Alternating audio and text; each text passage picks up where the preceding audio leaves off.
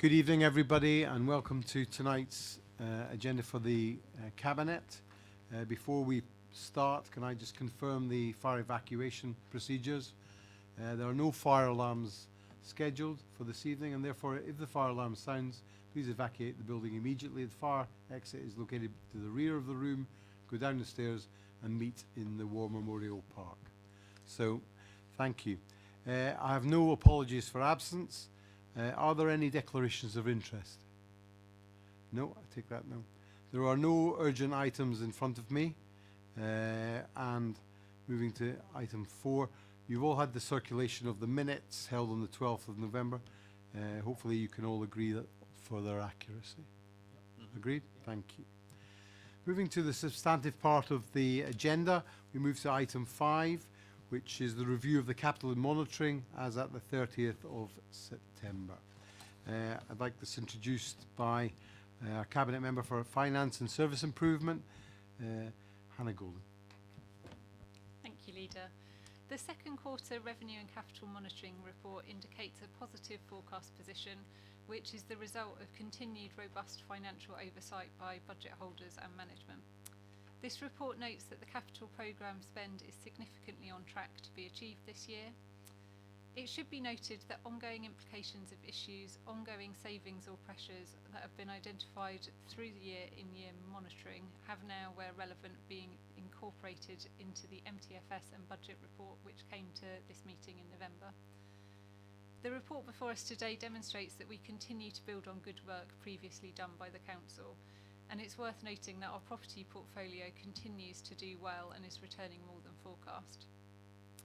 It's also worth noting that 94.25% of approved revenue savings are on track to be delivered, with positive actions in place for those to be achieved.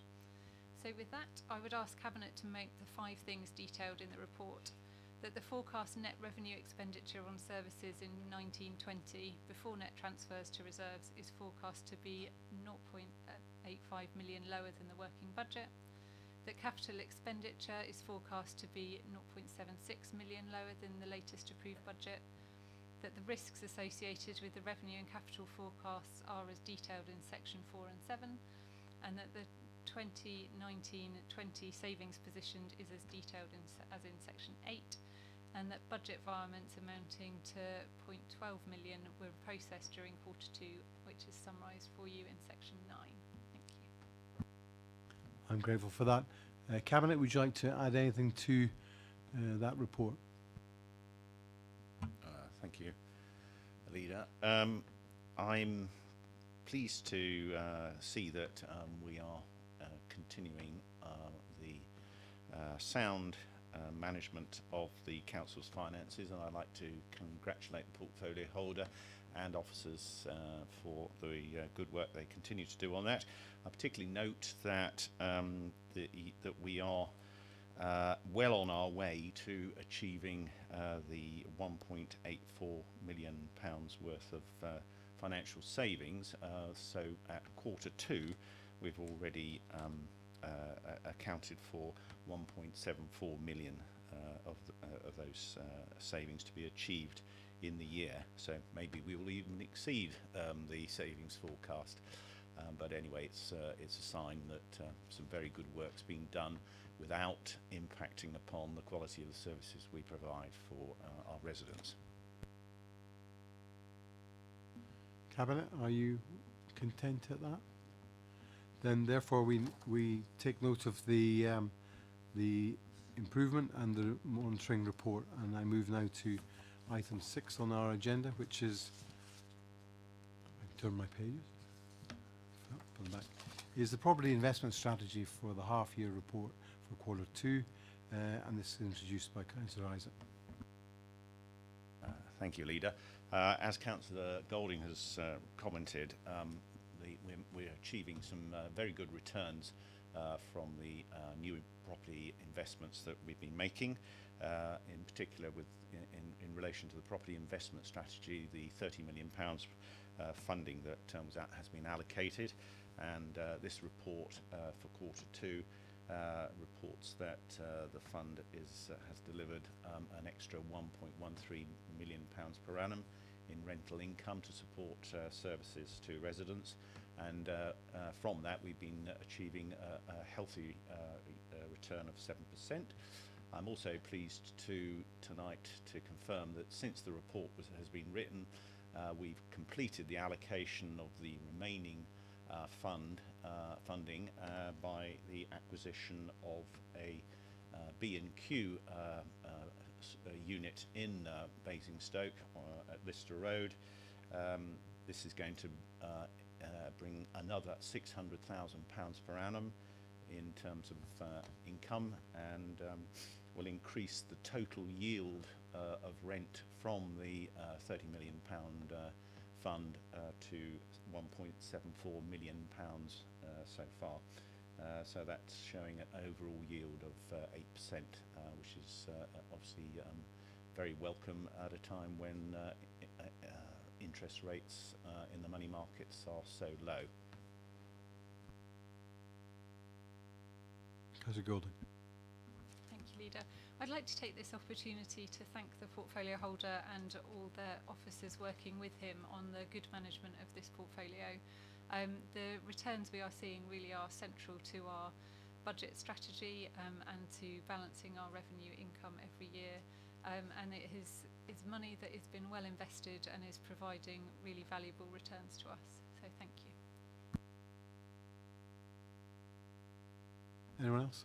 No, I'd just like to say on behalf of the administration how grateful we are to your officers for working through the opportunities within Basingstoke to make sure that our money is better used and produces the returns to allow us to spend money across the borough and to our residents in terms of services and provision. So I'm massively grateful for you and your team for the work you've done on this investment strategy. Thank you. If we note that report and then move to item agenda 7, which is report to Cabinet. Councillor Isaac, there is pink papers on this. I hope that you will be able to avoid straying into those, but I'll leave that in your capable hands. Thank you, Leader. I'll do my best. This is a report on Site 3, Jays Close Fireballs Business Park in Basingstoke. This is an example of this council actively managing its property assets to enable new investment to come into Basingstoke to provide modern industrial warehouse accommodation. The site concerned is one that the council owns freehold, but it's been held on a long lease by ITT, and obviously ITT have got long historic associations with the town, but it has to be said that the site has become increasingly redundant, and I think that we've reached a point where the number of people employed on it was down to sort of around about 12 people. What this does is to enable a third party, St Modwin, to enter into a development agreement with us and ITT to restructure the lease, and this will provide them with the opportunity of constructing 3 industrial warehouse units on the site. It's a large site. It's over 11 acres, so it's an important industrial site in the town. And the new buildings, when completed, assuming that we get planning permission is obtained, will provide for 188,000 square feet of new commercial space. The terms of the deal are in the report, but it safeguards the rental income that the council is obtaining, which is £470,000 per annum, but also provides for future rental growth. It's quite a complicated deal, and it will mean that the council has direct ownership of one of the new units of 51,520 square feet, but the rent on that will be guaranteed, and there will also be a ground rent on the remainder of the space, the other 2 units.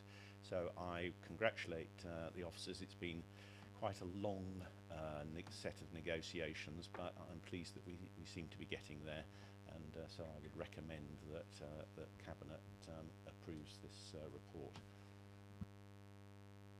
Cabinet, would you like to say anything to that? Then I just add my additional words of thanks again. And it is good to see that commercial space is being upgraded and brought on board. We've all been victims of commercial accommodation being used for PD. This is important that we bring this back to its real commercial use, and obviously to boost the number of employees on our site is obviously a positive too. So I welcome the report, and I thank you and your team for bringing it forward. Thank